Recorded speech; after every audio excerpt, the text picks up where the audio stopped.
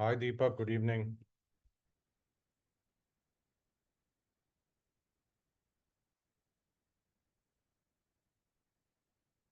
Yeah, good evening. So today we're going to speak on an interesting subject again, which is the habit loop. And I'm going to wait for people to join in case anybody joining. And this is a very important topic because I feel that, our behavior, our actions are based on habits. So let's find out today what it is exactly and what do we need to do to make sure that we have good habits and productive habits. That is more important. Productivity is more important, right? So I'll just give a minute for the people to join in. And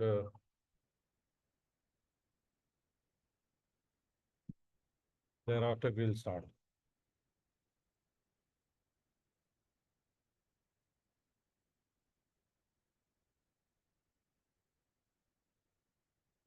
We have to take those decisions.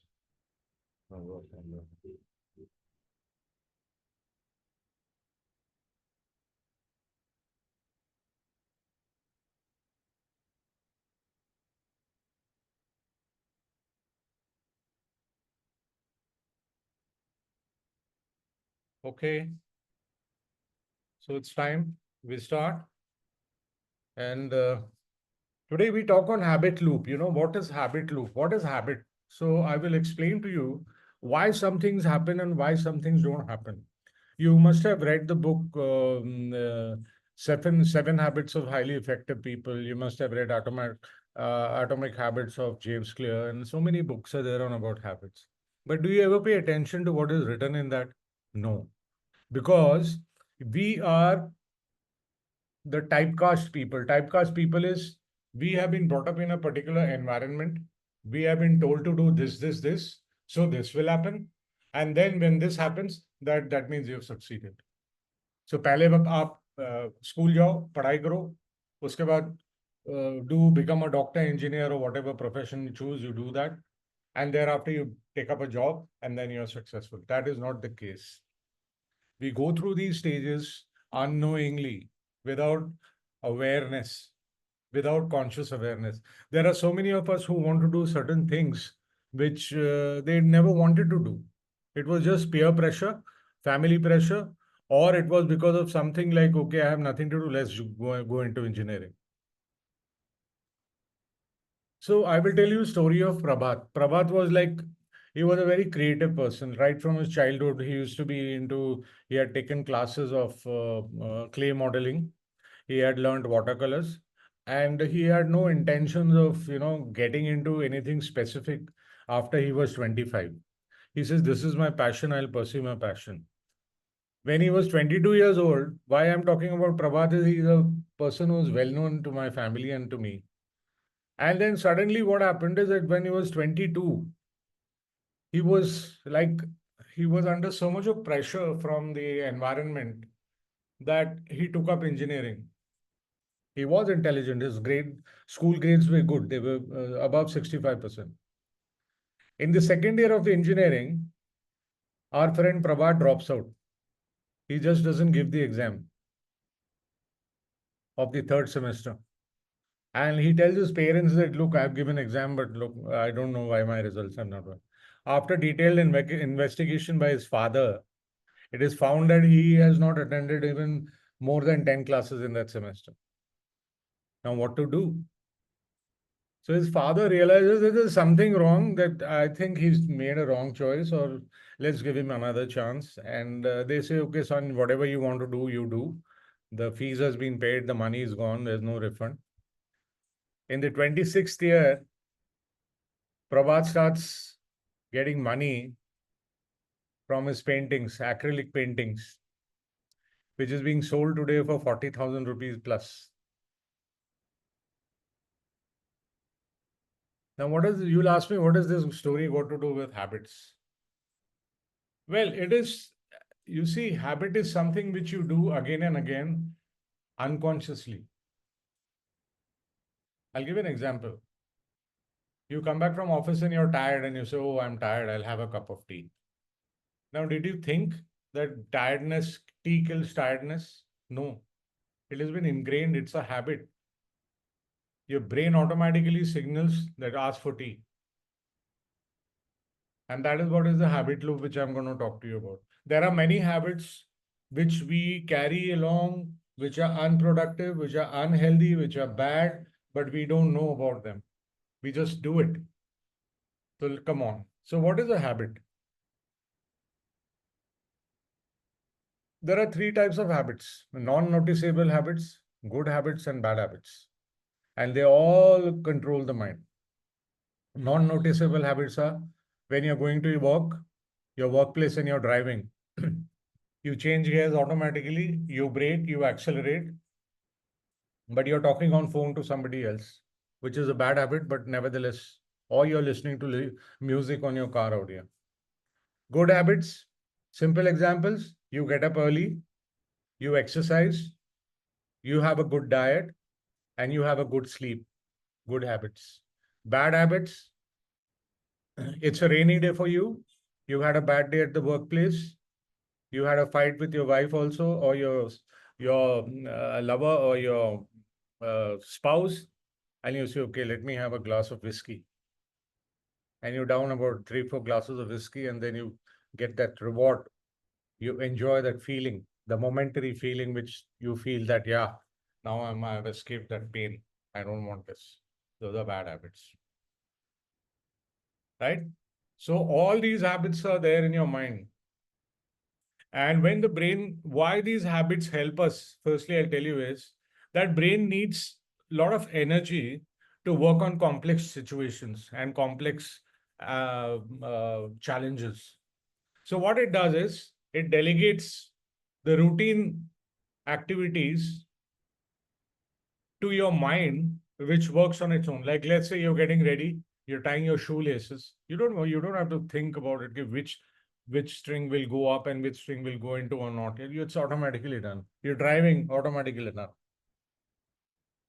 So then these habits help the brain to focus on larger issues in your life, which are more complex, which demand attention, which demand thinking, cognitive thinking, and which demand application of mind. That is application of knowledge, what you have acquired. You may have specialized in, let's say, artificial intelligence, then you have to focus on that. But while you're working on your work, you're just sipping your tea without your knowledge. Your hand goes up, goes down, the mug is placed. You don't place the teacup or mug upside down where it spills. It doesn't spill, right? So these are the three basic groups of your habits. Now you will ask me, what is routine? What is the difference between habit and routine? You see, when you have to perform in a particular manner,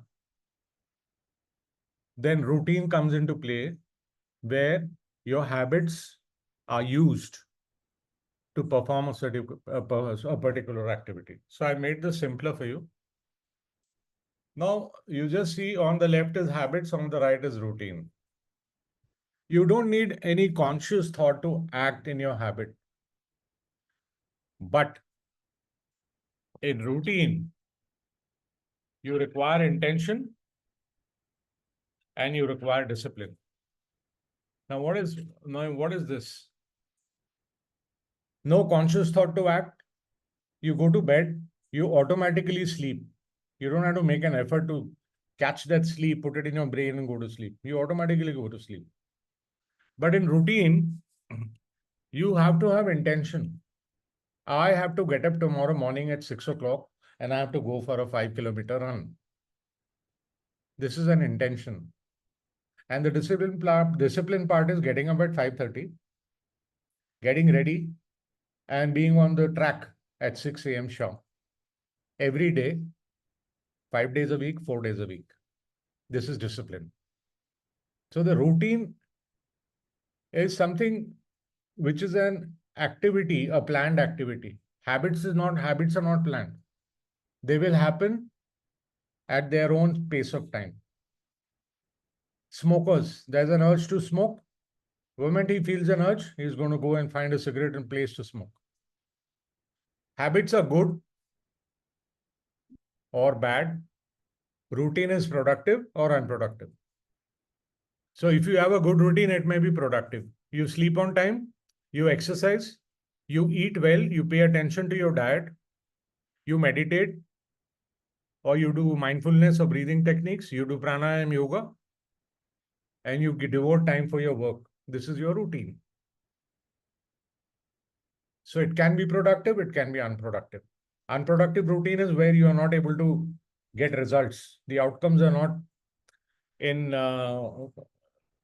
equivalence of your efforts and performance. Habits are very difficult to change or drop. But in routine, you can switch your routine. Let's say you were getting up at 7, you change your routine, you say, no, I'll get up at 5:30. You were having a breakfast at 10 o'clock, now you say, no, I'll have it at 8 o'clock. It's more healthier. And evening, I'll go for my evening walk. So this is a change in your routine. You have switched. Dropping a habit is long process. Psychologically speaking, it takes 18 to 254 days to drop a habit. It's a long process. But choosing a routine is a short process. You have options, you have alternatives, you have choices, and you can choose any one of them. Like you say, I want to be on keto diet. I want to do intermediate fasting. You change your routine and you put that diet or that activity in your daily life.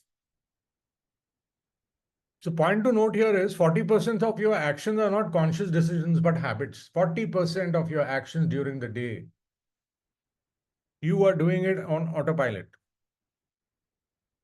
Brushing your teeth, getting ready, wearing clothes, driving to the workplace, drinking tea, coffee, everything is 40% is all about habits. So isn't it important that we pay attention to this aspect of our life? What habits are helping us, what habits are not helping us. Now, if you see it from the psychological dimension, I'm talking about the mental health. My focus is always on the mental health. Let's take a psychotic disorder, anxiety or depression. Today, more than 50% people in this world are either depressed or anxious. Now, what happens is there is a habit loop which is formed. I'll come to habit loop later. There is an action, there is a trigger, and suddenly we go into that victim mode where we say, oh, my life is like this. My destiny is like this. I wish I had this, I had that. If I had done this, that would have happened. If I would have done this, this would have happened. And you get into that basic frame of mind, which is a negative frame of mind, which sends you into a negative spiral because of your habit. So your brain knows that whenever you're depressed or anxious, he should take you to that place where you feel victimized, depressed. And that is why most of the people who have these mental disorders are not able to come out of it. Because it's a cycle. There is a temporary feeling of wellness. There is a temporary feeling of attachment. There is a temporary feeling of consolation given by your brain. And then you fall back to the pit. Okay? So what is the impact of habit on life? Let's see that. This is the habit loop which I want you to know. On your left, you see a switch. This is the cue. This is where the story starts. There is a switch. It may be any word. It may be any sentence. It may be any location. It may be any time that this switch is switched on and it triggers something in you, which is called the routine. Now, when this cue is switched on, the brain knows which habit has to be used. Let's say in this case, it is terrible fear of the unknown, or it is sudden some news which scares that person. Brain uses a thing to go into depression. So the routine is the activity, emotion, or a behavior that happens after this trigger is switched on. So let's say I have not been able to complete my task given at the workplace and I'm going to the office, and the boss calls me and says, put up that presentation within next 20 minutes. My trigger is on. I'm scared. I'm full of fear that I may be sacked. I may be fired. I may be, uh, thrown out of the thing. My routine here is my behavior changes. Fear grips me. Fear is an emotion that grips me. There are physiological changes in my body because the routine has changed. And then what happens is the reward. The reward can be good or bad. Reward is not reward of excellence or reward of coming first or something. It is just that the brain determines that if this situation was beneficial to you or not. The boss may tell you that, okay, I don't have time after 50 minutes. I'll see this presentation after 3 days. I have to go to Bangalore. The reward is a happy emotion. Or if he calls you and says, why haven't you made it, is a bad emotion. So the brain is noting both the experiences. So every time in every situation of a habit, these three things happen. There is a switch, there is a emotional behavior, or there is an activity, and there is a reward.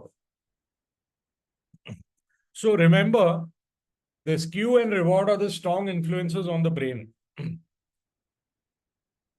Because cue and rewards decide which habits require what.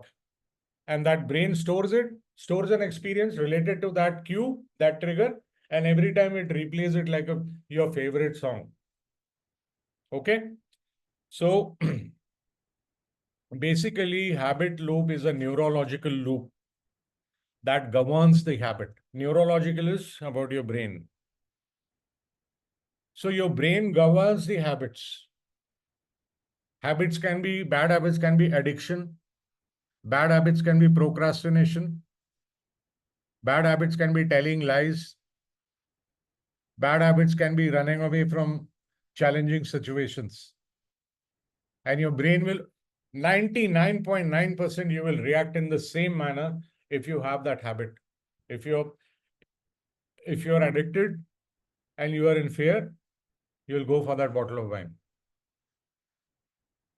If you're challenged by somebody and you don't have the strength and you are experienced in your past experiences that run away, you will run away.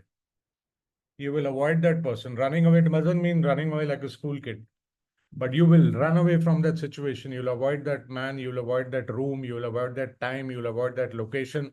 Something of the other, one of these things will happen. Right. Remember, more this loop is used. So let's say the trigger is, my fear is public speaking. Every time you hear the word public speaking, the trigger is on. What is the routine? There is a change in my behavior. I become aggressive, I become defensive. There is a change in my emotion, I become fearful. And the reward which brain gets is that, yes, public speaking, whenever this term comes as public speaking, I have to incite fear in this man. So it starts releasing chemicals in your brain which increase the element of fear in me. Right. Now comes the question, how to create good habits. First of all is, you need to examine the routine. What happens when they say that you have to speak on before 60 people? What is your behavior? You have to identify that behavior and change that behavior. Oh, I can't do that. No, I will do that. I will try. So first is examine your routine. Secondly, analyze the reward, the why of behavior. Why do I behave like this? And so this reward happens that I feel relaxed, or I feel protected, or I feel covered.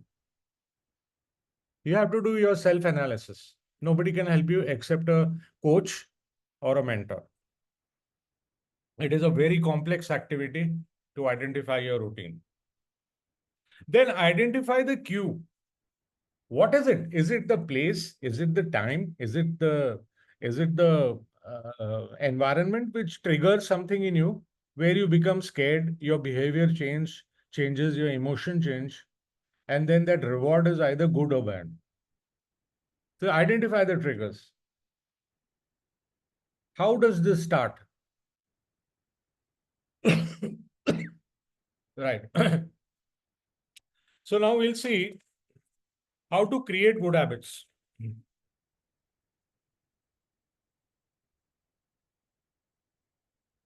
You see, first of all, we have to make it obvious. Number one. How do you make it obvious? You have to pick up two important cues. Let's say at this time, I will be time and location. At 6 o'clock in the morning, I will be at the gym. Whether you exercise or not, that is a different issue. But you have made it obvious that no, 6 in the morning, I have to be in the gym. So you made it very obvious. Then comes make it attractive. How do you make it attractive?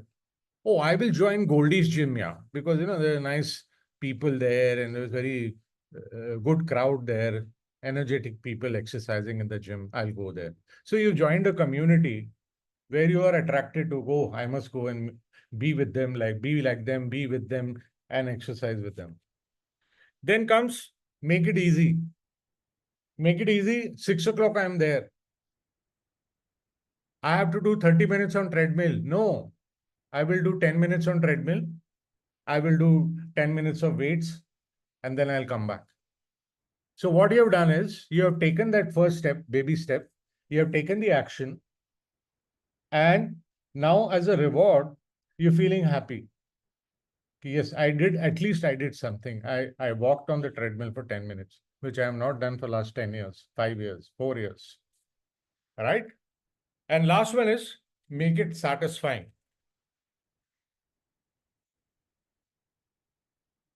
Your reward should be of gratification. Wow, I'm sweating now. I really enjoyed that treadmill. 10 minutes of treadmill and 10 minutes of weights. 20 minutes. Now I'll make it to 25 minutes.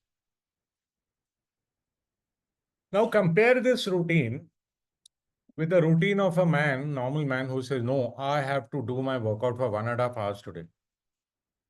Now what he's doing is, he's pushing himself into an activity which the whole body and brain are not with it. They say, no, oh my God, this is a punishment. So what does he do? He goes on Monday, he goes on Tuesday, he misses on Wednesday, and he stops on Thursday. No, I can't do it. So how do you make it attractive? You make it attractive by telling your brain that this is a good habit for me. And I have to continue and slowly increase this, because the more I do this activity of exercising, the more it is going to help me in my life. The second thing of habits is when you don't want to do something, and your habit, let's say my habit is of being lazy, and I don't like to get out of bed before 8 a.m. in the morning. And what I do is, suddenly I'm told by my parents or my wife or anybody that you'll be up tomorrow at 6 o'clock. Now your body is not your mind and body are not in tune with your thinking and your new routine. So it will not happen, because your habit is to sleep till 8 a.m. in the morning. So then you need that 18 to 254-day cycle where you're fighting with your own self, and you're exercising using a tool called your willpower. Let me tell you, willpower is not a skill, it is a muscle. The more you exercise that muscle, the more you will succeed. And willpower is what breaks bad habits. So, I can give you one simple thing is a 2-minute rule, which has been designed by David Allen in his workflow management method called GTD method, getting things done. Now, in that, it's simply put that anything that you can do within 2 minutes must be done then and there itself. 2 minutes, for example, you had your dinner, bartan dhone, you have to wash your dishes, and there are only 2-3 plates or 2-3 bowls. It will take 2 minutes, do it. If it takes more than 2 minutes, then either you delegate, give that job to somebody else, or add it in your list of to-do things. Make this a habit. This is a good habit. When you follow this 2-minute method, 2-minute rule, what happens is you don't procrastinate, you don't pile up your work, you don't forget anything or leave anything.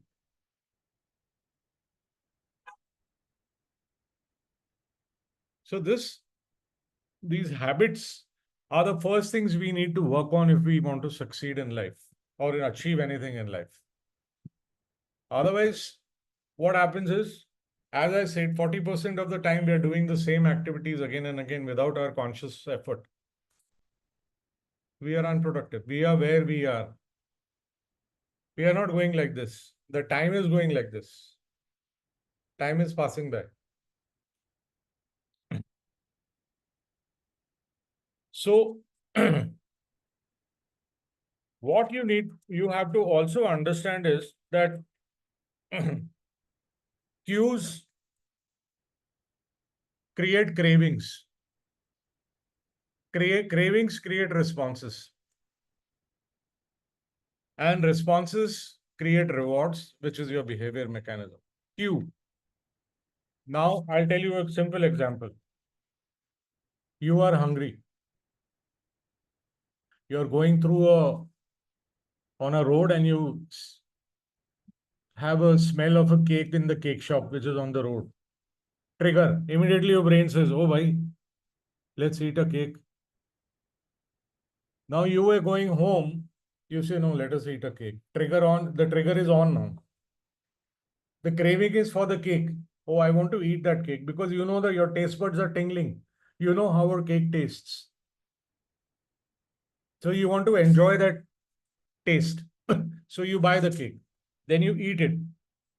Eating is the action, your response. The brain said, stop, buy the cake.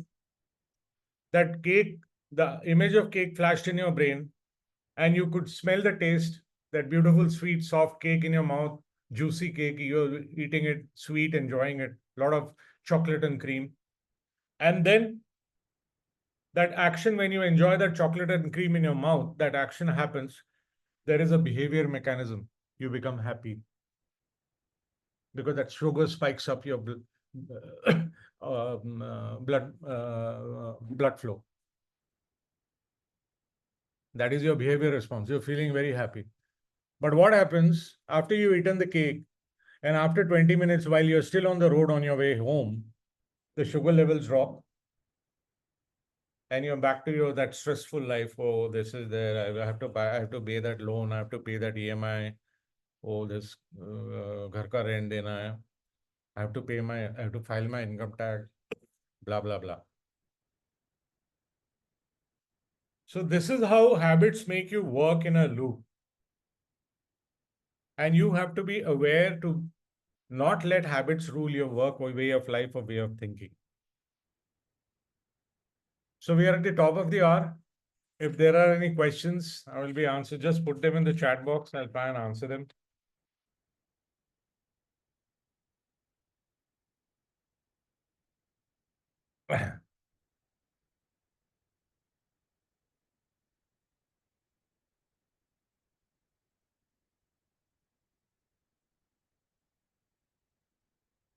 Right. No questions. Have a great Sunday. And I hope you all, yeah. Okay, Deepak, thanks. And I hope you had a great Diwali. So we'll meet next week now. And you're most welcome to, if you want any information about us, then Sunny is there with me. You can contact us. My email and email ID and link is available. And we can give you a free one-on-one session for whatever you want to work on, only on the mental well-being platform. And of course, I would like to add that I will give you a free 30-minute strategic session in case you connect with me anytime. And that any topic which you want, that you particularly want to know about, just put it on the WhatsApp group at our Axis, and we'll see how we can help you out. Have a great Sunday. Bye bye.